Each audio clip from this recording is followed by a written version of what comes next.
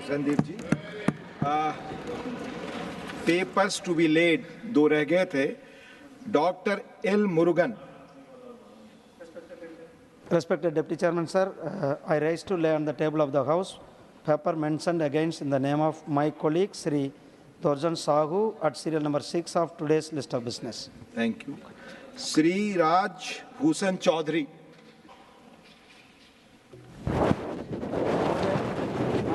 का व्यवहार की सूची के कर्म संख्या 7 में अपने नाम के सामने उल्लिखित कागजात सभापटल पर रखता हूँ। धन्यवाद। श्रीमती सुलता देव 6 मिनट। Sir mike. Thank you deputy chairman sir, short duration notice में बोलने के लिए मुझे मौका देने के लिए। मैं हमारी उड़ीसा की एक व्यक्ति है, उनके दोहा से मैं अपनी कथा रखूँगी। उड़िया में बोलते हैं, वो बोले हैं, केकांदिब दिन दशरे कुमर केकांदिब दिन 12, गर्भधारी माता निरंते कांदिब मरी 12 जुगान्तर। सर, इसका मतलब है जो स्टूडेंट का डेथ हो गया है, जो स्टूडेंट्स मर गए हैं, इसका मतलब ये है कि कोई 10 दिन रोएगा, कोई 12 दिन रोएगा, मगर जो माँ है जो अपनी पेट में अपने बच्चों को 9 महीने रख के पैदा करती है, वो मरते दम तक उसको रोएगी और उसके बाद याद करेगी।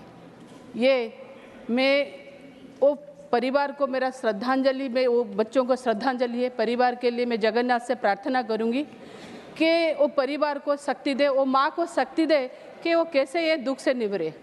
भगवान किसी माँ के साथ ऐसा ना करे, क्योंकि मैं भी एक माँ हूँ, पता लगता है कितना दुख होता है। आपको मैं धन्यवाद दूंगी कि आपने एक अच्छा परंपरा आज शुरू किया डिस्कशन करने का, शॉर्ट टर्म ड्यूरेशन का। आशा भी रहेगा आपसे आगे चल के बहुत सारे अनएम्प्लॉयमेंट हो, जैसे जैसे बढ़ती महंगाई हो, जैसे नीट स्कैम हो, जैसे मणिपुर इश्यू हो, आसाम फ्लड हो, इसे आपके चलते ये संसद में हम लोगों को और सारे डिस्कशन का मौका भी मिले।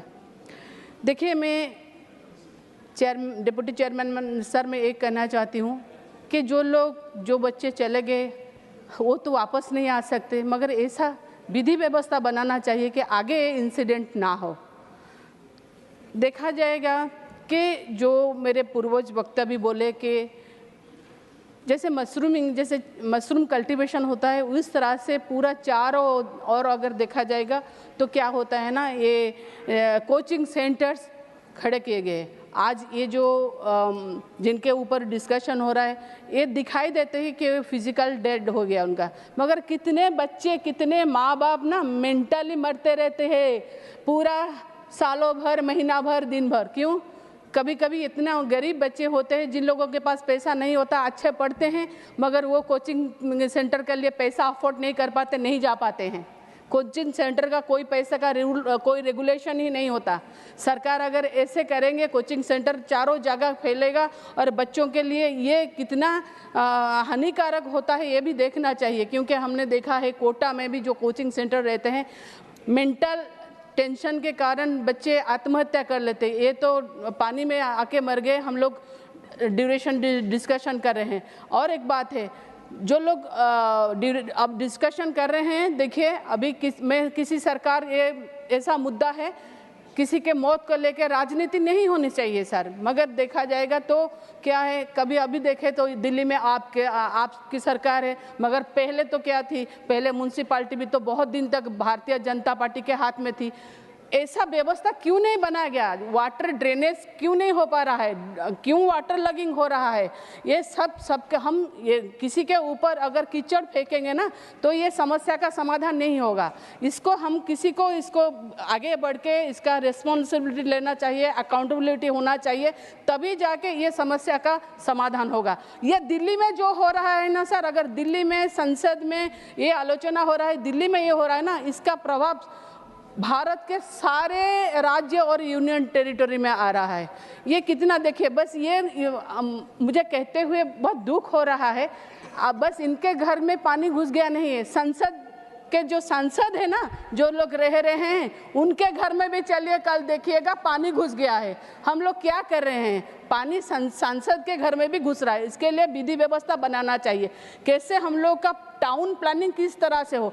लोग तो टाउन में आएंगे, रहेंगे और मल्टी स्टोरेड बिल्डिंग बनाएंगे, मगर मल्टी स्टोरेड बिल्डिंग से पानी कैसे निकाले, ड्रेनेज का सिस्टम कैसे अच्छा हो, इसको देखने का जिम्मेदारी हम सबका है, रिस्पॉन्सिबिलिटी है। हम किसी के ऊपर अपना ये विचार थोप के चुप से नहीं बैठ सकते। किसी को अरेस्ट करके, हाँ ये बच्चे मर गए, वो कोचिंग सेंटर से किसी को अरेस्ट करके हम अपना ड्यूटी नहीं बंद कर सकते, ड्यूटी करके ये नहीं कर सकते। हम लोगों को सर्विस देने के लिए आए हैं, सर्विस देंगे। कहीं ना कहीं मुझे लगता है कि देखिए जब मानसून होता है, आजकल इतने ज़ोर से बारिश हो रहा है, कभी कहीं क्लाउड बर्स्ट बारिश हो रहा है, कभी कभी रात में इतना पानी आता है किसी को पता नहीं चलता। जो ये हालत हुआ, हमारे सिस्टम और टेक्नोलॉजी ऐसा होना चाहिए जो मानसून आने से पहले ऐसा प्रावधान है भी, जो अर्बन प्लानर में ऐसा ये है भी प्रावधान है कि उससे पहले एक्सपर्ट बैठे, मानसून के कितना बारिश होगा, बारिश होने से क्या प्रॉब्लम हो रहा है, कहाँ वाटर लगिंग हो रहा है, ये सबको देखना सबसे बड़ी जिम्मेदारी का बात है। इसमें डोमेन एक्सपर्ट्स को भी लिया जाए, जो लोग अपने अपने क्षेत्र में अच्छे से काम करते हैं। मगर अगर उन लोगों के साथ में नहीं मिल के काम करेंगे, अगर और एक बात है ओडिया में के बोलते हैं कि बाहागरो बेड़े बाईगणो रुआ, तो जब बारिश आती है तभी अगर तुरंत पानी वाटर लगिंग होगा तब हम कुछ करेंगे तो कुछ नहीं हो सकता। तो इसके लिए हम लोगों को अच्छे से करना चाहिए कैसे वाटर लगिंग हो और ये जान ना जाए किसी की, इसके वजह से। Thank you so much. 3 minute. जी सर, वक्त का